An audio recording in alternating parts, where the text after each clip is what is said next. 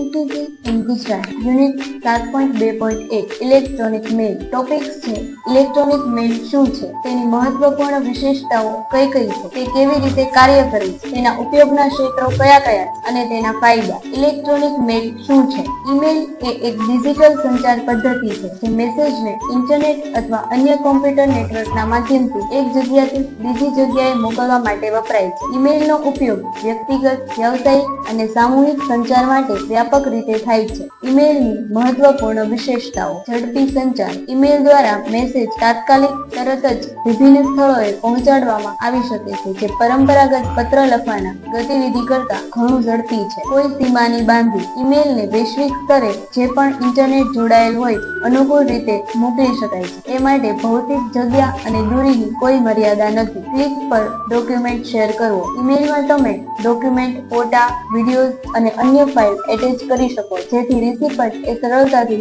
મેળવી શકે. ઓછો ખર્ચ. ઈમેલ મોકલવા માટે મેસેજ અથવા ડોક્યુમેન્ટ મોકલવામાં ખર્ચ બહુ ઓછો હોય છે અને ઘણી બધી સેવાઓ મફતમાં ઉપલબ્ધ છે. ફાઇલ પર નિયંત્રણ. ઈમેલમાં તમે જૂના સંદેશાઓ સંગ્રહિત અને સુગમ રીતે શોધી શકો છો. આ સાથે તે સ્કેન, પ્રિન્ટ અને મોકલવા માટે ફાઇલ પર નિયંત્રણ ધરાવતું રહે. ટાઈમ અને શેડ્યુલ. તમે ઈમેલને અગાઉથી લખી અને ભવિષ્યમાં પસંદ કરેલ સમય પર મોકલી શકો છો. ઈમેલ કેવી રીતે કાર્ય કરે છે? Email address. દરેક ઈમેલ એડ્રેસ અલગ હોય છે. આમાં બે ભાગ હોય છે: યુઝર નામ અને ડોમેન નામ. કમ્પોઝિંગ એન્ડ સેન્ડિંગ. ઈમેલ લખવા માટે તમે ઈમેલ ક્લાયન્ટ જેમ કે જીમેલ, યાહૂ નો ઉપયોગ કરી શકો છો. પછી તે સેન્ડ બટન પર ક્લિક કરીને મોકલવામાં આવે છે. રિસીવિંગ. જ્યારે મેસેજ મોકલવામાં આવે છે, તે પ્રાપ્તકર્તાના ઈમેલ સર્વર પર પહોંચે છે અને પછી તે પ્રાપ્તકના ઈમેલ ક્લાયન્ટ પર બતાવાય છે. એટેચમેન્ટ. મેસેજ સાથે ફાઇલ જોડીને મોકલી શકો છો, જેમ કે PDF, ઇમેજ અને અન્ય ડોક્યુમેન્ટ. રિપ્લાય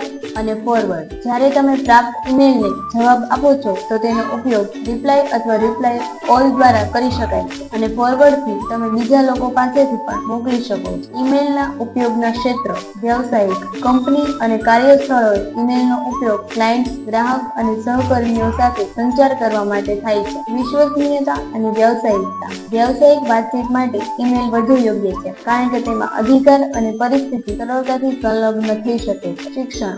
શિક્ષણ ક્ષેત્રે પણ ઈમેલનો ઉપયોગ શિક્ષક, વિદ્યાર્થી અને સ્નાતક સંસ્થાઓ વચ્ચે સંચાર માટે થાય છે. ઈમેલના ફાયદા: ઝડપી અને સુલભ. ઈમેલ દ્વારા મેસેજ તરત જ વિભિન્ન જગ્યા પર મોકલી શકાય છે. મફત અથવા ઓછા ખર્ચે. ઘણા ઈમેલ સર્વિસ પ્રદાતા મફત અથવા ઓછા ખર્ચે સેવા પૂરી પાડે છે. વિશ્વસનીય અને આસ્થાપૂર્ણ. ઈમેલ પ્રદાનકર્તાઓ મજબૂત સુરક્ષા અને એન્ક્રિપ્શન સાથે મેસેજને સુરક્ષિત મોકલે અને પ્રાપ્ત કરે છે.